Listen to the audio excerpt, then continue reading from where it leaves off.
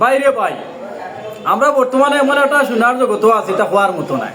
কারণ অপূর্ব হোকে বাগে আনে, অপূর্ব হোকে বাগে আনে, ছোট বড়তা কি একবার জোয়ান থেকে বুড়া পর্যন্ত খালি এক গিয়ার বউ বাগে আনেরা আর খালি পরকিয়া কররা।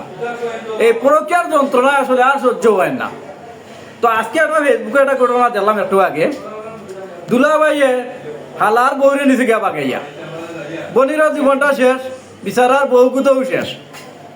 মানে চিন্তা হইতাম আর এমন একটা জগতে এখন বর্তমানে আছি। আর সোশ্যাল মিডিয়া যেটা ওই অক্টোবর করে সোশ্যাল মিডিয়ার তাই হয়ে যায় একটা কোনো মধ্যে খরচ তো ইগু যার গিয়া নগুল লোকে মানে আসলে কিতা হইতাম আর